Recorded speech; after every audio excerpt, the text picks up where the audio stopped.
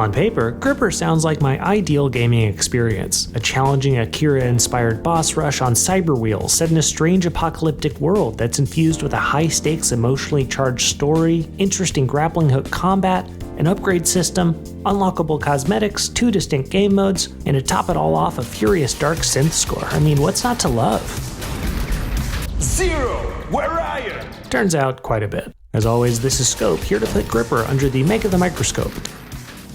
You are None, an angry, angsty cyberbiker who returns home after running away years ago to find his parents replaced him with a now rogue AI named Zero. To None's chagrin, Zero is even angstier than is he, as Zero has apparently imprisoned your parents and is now busy tearing apart the fabric of reality for some reason. Luckily, you have Cat Kid, a grumpy, wrench-wielding childhood pet turned robot who comes out of nowhere after an early encounter with Zero to save your life by wiring your heart to your bike without your consent like a maniac. Together, you and Cat Kid will spend the next 10 or so hours fighting to liberate your parents and in doing so redeem the mistakes of your youth. But before getting another crack at Zero, you'll need to fight your way through his handful of guardians, each linked to an emotion that Zero rejected when your parents tried installing them after you ran away. If at this point you're struggling to keep up, just wait until you play the actual game, because outside of a brisk opening cutscene, we're given pretty much zero, get it, glimpse into the relationship between None and his parents, the rise of Zero, or really anything. And though throughout the game, Cat Kid tries his darndest to fill in all those narrative gaps during both voice-acted and text-based moments with None, well, I just couldn't escape the feeling that Gripper's story was a little half-baked and maybe even added late in the game's development. In addition to Gripper's bizarrely paced plot, its characters are hard to care about due to a lack of backstory, as well as weak writing and occasionally painful voice acting. Get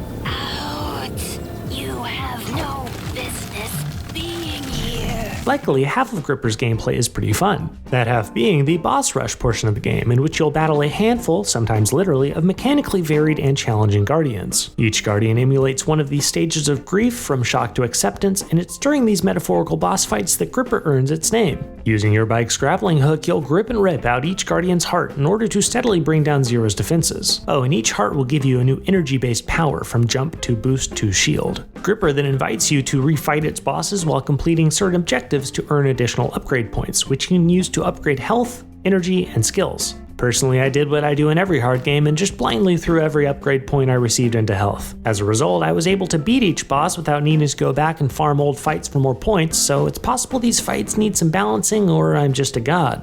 Sadly, my tepid praise for Gripper's gameplay ends there, because the second half of the game is, in my opinion, an unmitigated disaster. You see, linking each guardian is a system of interdimensional tunnels, and before you can fight each boss, you'll first need to survive a roughly 3-minute long racing sequence through said tunnel. Sounds simple, right? Wrong! These sequences are plagued by wonky hitboxes, non-existent iframes, zero get-it checkpoints, boring quick-time events, non-customizable controller sensitivity, a terrible viewing angle so you never know how long your bike is, and worst of all, mind-numbing repetition. For you see, each obstacle is predetermined, acting the same way each run, but because these obstacles often don't pop up until you're right in front of them, they're almost completely unavoidable the first time around. Thus, each tunnel becomes less about reaction and more about muscle memory. My wife and I just sat glued to the couch for an entire weekend, swapping lives as we slowly memorized each tunnel's twist and turn. But without checkpoints, we had to redo every part we already mastered every time. So, while Gripper's grappling hook combat is interesting if unremarkable, Gripper's non-combat racing sequences get a 2 out of 5 for me, and only because my masochistic nerd of a wife sort of enjoyed all that agonizing memorization, God love her.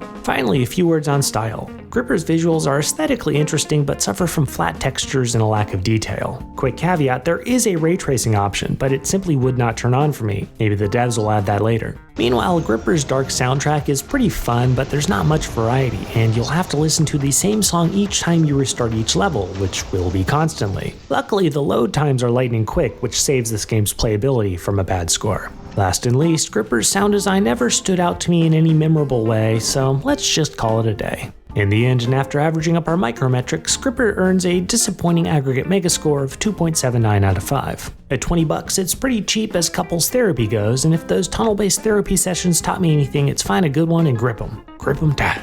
Until next time, this is Scope, and thanks for watching.